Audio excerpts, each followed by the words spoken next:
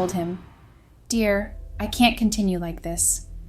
But he agreed and decided to throw out all my stuff. My name is Claire, and I'll be sharing my story with you, but I'll be keeping my husband's name hidden for now. I know it may seem secretive, but I have to prioritize our safety and privacy, given our lines of work. So yeah, all names I use will be fake. It's for privacy, like I mentioned earlier. I literally spent my entire career working in the government sector, starting as a young intern, and climbing my way up to a respected position in my field. It's a pretty demanding job, but it's also incredibly rewarding to know that I'm making a difference in people's lives. That's where I met him. My husband, that is. We were both government workers, but in different departments and on different paths. He was charming, intelligent, and passionate about his work. I was drawn to his confidence and sense of purpose. We met at a conference and became close because we shared the same passion for public service and our same frustration with the bureaucracy that just liked making life difficult for their workers. Our conversations flowed effortlessly, and before I knew it, we were inseparable. We got married a few years later. It was a beautiful ceremony, filled with laughter and tears of joy. We were the picture-perfect couple, or so it seemed. I couldn't help but adore my husband. He was a kind and gentle man, and he always put my needs before his own. He may not have been able to provide for every material desire I had, but he made up for it with his love, care, and attention. In our marriage, I was the strong-willed and independent one, always pushing for more, striving for perfection. He, on the other hand, was the calm and soothing presence, always there to balance me out, to reassure me that everything would be okay. He was the perfect gentleman, always opening doors for me, surprising me with small gifts, and listening to me with a patience that I'd never known before. He made me feel seen, heard, and loved in ways I didn't even imagine I could be. I loved how he'd make me laugh, even on my worst days. I loved how he'd hold my hand in public, proudly showing off his love for me. I loved how he'd support me in everything I did, even when he didn't fully understand it. He wasn't perfect, of course. No one is. But he was perfect for me. He was my rock, my confidant, my best friend, and I cherished him for it. Looking back, I still couldn't fathom the exact reason why my marriage suddenly collapsed after I told him, "Dear, I can't continue like this." But he agreed and decided to throw out all my stuff. That day, I stood in the kitchen, my arms wrapped around myself, feeling like I was suffocating under the weight of our marriage. The tension between us was evident, and the silence was deafening. I couldn't take it anymore. My eyes met his, and I saw the tiredness, the resignation. He knew what was coming. I could feel it. My mind was a jumble of emotions. We were just going through the motions. We were trapped in a cycle of stress and arguing. I felt like I was losing myself. I had had enough. I took a deep breath and let the words spill out that I couldn't continue the way we lived. It was a desperate cry for help, for change. But instead of resistance, I saw acceptance. He began to pack my things. His movements were weird, but he was goddamn serious. I felt like I'd been punched in the gut. This wasn't what I wanted. I wanted us to fight for our marriage, to work through our issues. But instead, he discarded me. I watched in shock as he threw out all my stuff, my life with him discarded like trash. The reality hit me like a ton of bricks. Our marriage was over. The words I'd spoken had set it in motion, and now I couldn't turn back the clock. I couldn't understand why he was giving up so easily. Had I said something to trigger this? I replayed our conversations in my head, wondering if it was something I'd said that had caused him to shut down. And then I remembered the playful jabs I'd been making lately. I'd been teasing him about being too soft, too weak for a man. I'd thought it was harmless, just a way to poke fun at him, but now I wondered if those words had cut deeper than I'd intended. Had I damaged his ego? Had my thoughtless comments made him feel like he wasn't good enough? But still, I couldn't believe he was just giving up. Where was the fight, the passion, the love? I thought back to the early days of our relationship when we'd laugh and joke. What had happened to that couple? Had we grown apart, or had I simply stopped seeing him? The question swirled in my head, but one thing was certain. I'd never intended for it to end like this. It must not have been because during our argument, I said he was not man enough and couldn't satisfy me like other men did their wives. He must have been hurt. You might be wondering what might have caused the fight. I didn't know either. He had come to the kitchen and asked me if I was keeping anything from him, and I denied it. He said I was lying, and I should come clean with him before I had taken up the matter to the next level that led to our argument. But then I thought of something else, something that made me scared to my bones. What if it was the text message he'd seen on my phone, the one from my boss, asking for an N*** picture? It wasn't the first time he'd asked, and I'd always brushed it off. But the truth was, my boss and I had been having an affair for months. It was a secret, hidden from the world, but maybe not from my husband. Maybe he'd seen the messages. Maybe he'd even seen the pictures I'd sent. I remembered the way my boss's words made me feel, the way he'd compliment me and make me feel desired. I'd told myself it was just a harmless fling, but deep down, I knew it was more than that. It was a lie, a deception, a betrayal. And now I wondered if my husband had discovered the truth. Was that why he was ending our marriage? Had he finally found out about my affair? I thought about all the times I'd snuck around, hiding my phone, deleting messages, and lying about my whereabouts. I thought I was being careful, but maybe I wasn't careful enough. I remembered the way my husband would look at me, the way he'd touch me. It was all so different now. The distance between us had grown, and I knew I was to blame. I'd let my desire for attention and affection cloud my judgment, and now I was paying the price. The thought sent a chill down my spine. Had my husband finally discovered the secrets I'd been keeping from him? Was that why he was so calm, so collected? Did he know everything? I felt a wave of panic wash over me, thinking about what he might do next. Would he confront me? Would he leave me? I didn't know, but I knew I had to prepare myself for the worst. I couldn't help but think about how it all started with John, my boss. He was charming, confident, and attentive in ways my husband never was. He'd notice little things about me, like my favorite coffee drink, or the way I liked my hair styled. He'd make me feel seen and heard in a way that my husband hadn't in years. John was passionate, adventurous, and spontaneous. He'd surprise me with weekend getaways, romantic dinners, and thoughtful gifts. He'd listen to me, really listen, and make me feel like I was the only person in the world. He was everything my husband wasn't, and I found myself drawn to him like a magnet.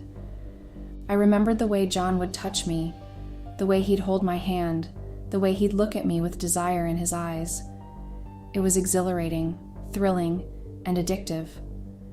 I felt alive with John in ways I never had with my husband. John was also confident, assertive, and strong-willed. He knew what he wanted and wasn't afraid to go after it. He was the opposite of my husband, who was passive, indecisive, and weak. John made me feel safe, protected, and cherished in ways my husband never had. As I thought about John, I couldn't help but compare him to my husband. John was the sunshine to my husband's darkness, the fire to my husband's ice. John was the one who made me feel alive, who made me feel loved, who made me feel desired. And now I wondered if my husband had discovered our affair, and if that's why he was ending our marriage. I remembered the night it all started, the night that changed everything. John had asked me to stay late after work, saying he needed to give me some files for the next day. I'd agreed, thinking nothing of it. As we worked, the office grew quiet, and the tension between us became thick. I couldn't explain it, but I felt drawn to him like there was an invisible force pulling us together. And then, without thinking, I did it. I kissed him. It was like a spark had ignited, and we both knew it. He didn't push me away. Instead, he pulled me closer while he deepened the kiss. I couldn't believe what was happening. I was married, and yet I couldn't resist the way John made me feel. It was like I'd been sleepwalking through my life, and suddenly I was awake. That night, we didn't just kiss. We gave in to our desires, and it was like nothing I'd ever experienced before. It was passionate, intense, and all-consuming. As I looked back, I realized that moment had been building for weeks, maybe even months. The way John looked at me, the way he touched me, the way he made me feel. It was all leading up to that moment, that kiss, that night. After he threw out all my stuff, I stood outside, my bags scattered around me, and pounded on the door. I didn't care that the neighbors might hear us. I didn't care about anything except getting back inside. The fence surrounding our home was high. Nobody could see me, but I knew they could hear us. I kept banging on the door, my fists aching, my heart racing. I felt a sense of desperation creeping in, a sense of loss. I couldn't lose him, not like this. Finally, the door opened, and he stood before me, his eyes red-rimmed and puffy. For a brief moment, our eyes locked, and I saw the tears he'd been trying to hide. I saw the pain and the sadness, and my heart broke all over again.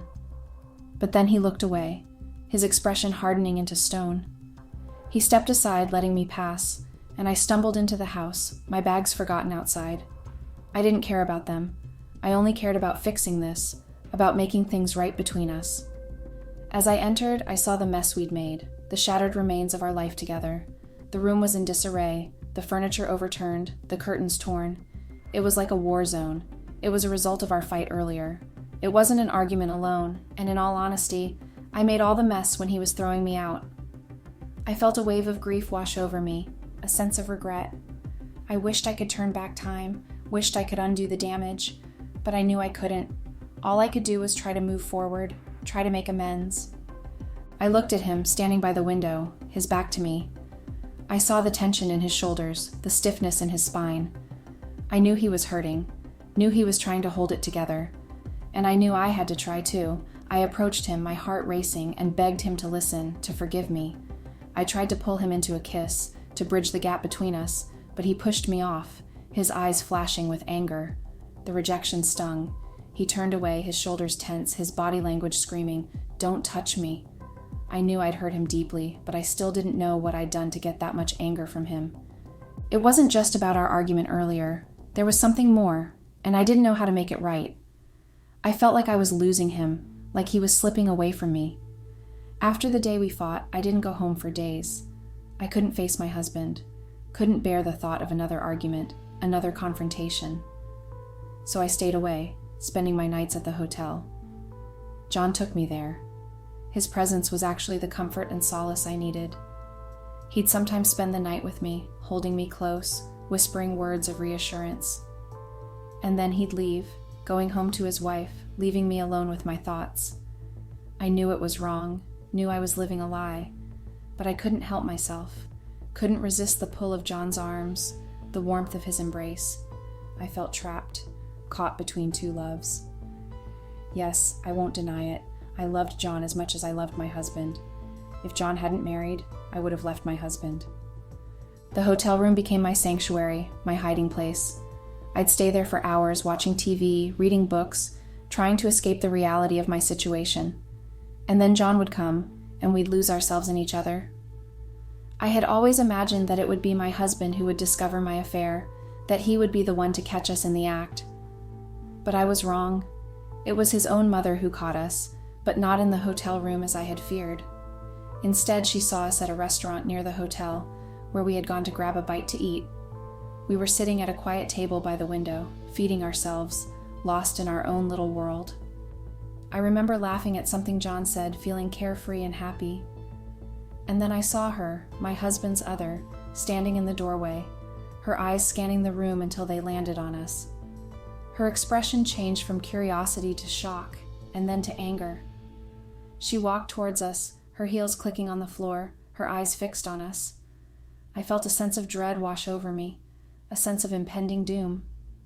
John didn't see her at first, too caught up in our conversation, but then he followed my gaze, and his eyes widened in confusion.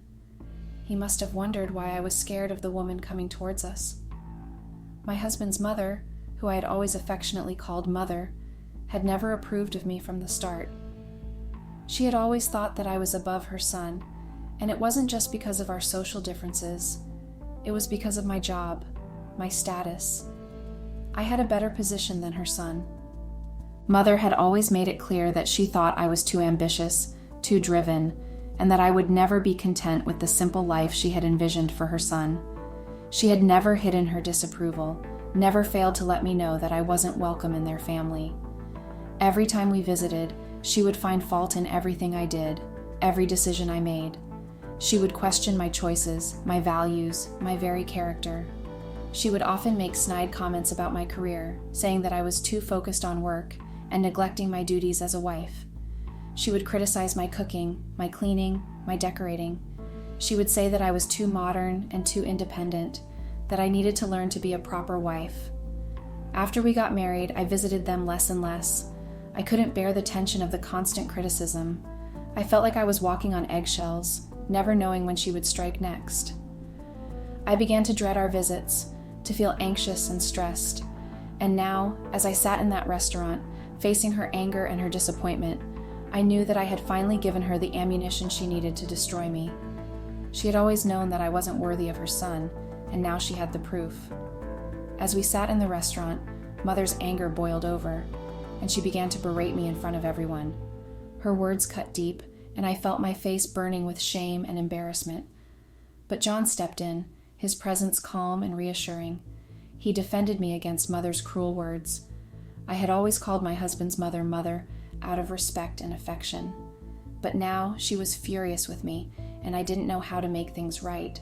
John's defense of me was a surprise, but also a relief. I had been afraid of being found out, of being judged and condemned. But John's actions made me feel seen and heard. Mother's expression was unyielding, her eyes filled with disdain. I knew then that she would never accept me again, never approve of my actions. But John's actions had changed everything. I felt like I could finally breathe, like I didn't have to hide anymore. And I knew that I had John to thank for it. John's words cut deep into the tension. He said that if Mother's son had been man enough, his wife wouldn't be cheating on him. The implication was clear, that my husband's failures had driven me into cheating with him. I felt a sting from John's words, knowing that they were partly true. My husband and I had been having problems, and I had found comfort in John's arms. But John's words also felt like a betrayal, a public airing of my private shame. Mother's face turned red with rage, her eyes blazing with anger. She looked like she wanted to attack John, to defend her son's honor. I couldn't take it anymore. John's words had hurt me deeply, and the fact that he used the word cheat was like a slap in the face. Before I knew it, I had lashed out and hit him. My hand connected with his face, and I saw a flash of shock and pain in his eyes. I didn't stay to see his reaction. I turned and walked away, leaving the restaurant and the hotel behind. I couldn't bear to be there anymore, couldn't bear to face John or Mother again. I went back home. As I entered the living room, my husband was sitting on the couch, his eyes fixed on something in front of him. I knew he had been on a call, and I had heard him end the conversation with Mom. I knew that Mother had already told him everything. I waited for him to look up, but he didn't. He just tossed me a file he had been holding, and I picked it. As I read the contents of the paper, it was a divorce letter. I couldn't believe what was happening. I knew it would eventually happen because of the way things went south. His expression was blank. He seemed to be staring right through me, like I was invisible. I felt a chill run down my spine as I realized that he was serious. He really wanted a divorce. I didn't know what to do or say. Before he left, he said that I should prepare to leave because he was planning on selling the house and moving somewhere he could think freely. That is why I'm here, Reddit. As things are right now, I'm all confused and I don't know how to pick my life if I eventually divorce him. I don't have that much money to start a new life, and I was sure I had lost my job with my boss because he had the influence to stop me from working there. I don't know what to do. Please advise me. Update. Reddit, I'm disappointed that the comment section was filled with hate and judgment. I know I made mistakes and I'm not proud of my actions, but I'm trying to learn from them and move forward. I don't need to be reminded of my flaws and shortcomings. I'm already aware of them. I need to know that there are people who care and who can offer helpful advice. But instead, I found hate and anger. I found people who were quick to judge and slow to understand. It's disappointing, Reddit. I expected better from you. And to make matters worse, I recently found out that my husband wasn't entirely sincere with me either. After we got married, his mother had been trying to set him up with someone else. Yes, you read that right. She wanted him to go on a date with another woman, even after we were already married. I couldn't believe it when I found out. But what's even more surprising is that I didn't confront him about it. If he loved me as he claimed, he should have told me about his mother's actions and his date. He should not have accepted to have gone in the first place. I'm not making this up, and I'm not saying this to justify myself and my actions. So, Reddit, I'm asking you again, please, no toxicity. I don't want to hear about how I'm a cheater or a liar. I don't want to be judged or condemned. I just want your advice and guidance. Tell me what to do. I'm lost and I need your help. Please be kind and compassionate. Offer me your wisdom and expertise. I want to learn from my mistakes and grow as a person. I want to find happiness and fulfillment, whether that's with my husband or on my own. So please, Reddit, help me. Tell me what to do. Update. I wanted to follow up on my previous post and thank those who offered me advice and support. Despite some negative comments, I found some valuable insights and guidance from this community. Some of you advised me to meet with my husband, pack my bags, and tell him not to sell the house we shared. I took that advice and met with him, but it didn't go as planned. I told him how I felt, that I still loved him and didn't want to lose our home, but he just ignored me, dismissed my feelings, and told me it was over. He pushed me out of the house, literally and figuratively. I had to leave with just a few belongings and move back in with my mother. It's been a difficult adjustment, but I'm trying to stay strong. I'm focusing on myself and my own healing, rather than trying to fix a relationship that's clearly broken. I have to admit, moving back in with my mother has been a humbling experience. She had no idea about the state of my marriage and was shocked to see me show up at her doorstep with my bags packed. She was even more surprised when I told her that my husband had pushed me out of our home in Somerset County. She had no idea that things had gotten so bad.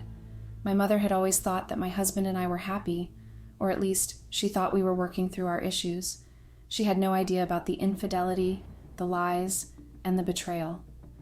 Seeing the look of shock and disappointment on her face was hard for me. I felt like I had let her down, like I had failed in some way. But she's been supportive, despite her surprise and disappointment. She's taken me in and given me a place to stay, and for that, I'm grateful. It's funny, I never thought I'd be back living with my mother at my age, but life has a way of surprising you. And right now, I'm just taking things one day at a time, trying to heal and move forward. I haven't told my mother the whole truth about my marriage and why it ended. I haven't told her about my infidelity, and I'm not sure if I ever will. I'm not sure why I haven't told her. Maybe it's because I'm ashamed, or maybe it's because I don't want to disappoint her even more. All she knows is that my husband pushed me out of our home on Elm Street in Somerset County, and that I'm now living with her again. She's been supportive and loving, but I can tell she's curious about what really happened. I might tell her one day, but for now, I'm just trying to process everything myself and figure out what I want. Update. I thought I was taking steps towards getting my life back on track, but it seems like everything is against me right now. I went back to work, thinking that it would be a good distraction from my personal problems, but I was met with a surprise. I was dismissed from my job. I couldn't believe it. I thought I was doing okay, but I guess my performance had suffered more than I thought. And to make matters worse, I found out that John, my ex, had been transferred to a different department. I was shocked. I had no idea he was even looking to leave our team. Now I'm left with no job and a struggling economy. Getting a new job is going to be tough, and I'm not sure what I'm going to do. I feel like I'm hitting rock bottom. I'm trying to stay positive, but it's hard when everything seems to be falling apart. I'm applying for jobs, but I'm not getting any responses. I'm starting to feel like I'm never going to get back on my feet. Has anyone else ever felt like this? Like they're just trying to survive, but everything is against them? I could use some advice or just someone to talk to. Update. Things have taken a turn for the worse at home. My mother found out that I went to try and settle things with my ex-husband, and she's furious. She won't even talk to me right now. It's like I'm a stranger in my own home. But what really sealed the deal was when he told her about my secret. He told her about my infidelity, and now she's disappointed and hurt. I can see the pain in her eyes, the betrayal. She feels like I lied to her, like I deceived her. I don't blame her. I'm disappointed and hurt too. I'm angry at myself for making such a huge mistake. I'm angry at myself for throwing away my marriage, for throwing away my family. But now I feel like I'm losing my mother too. She's always been my rock, my confidant. She's always been the one I could turn to, the one I could trust. And now she won't even speak to me. It's like I'm dead to her. I don't know how to fix this. I don't know how to regain her trust.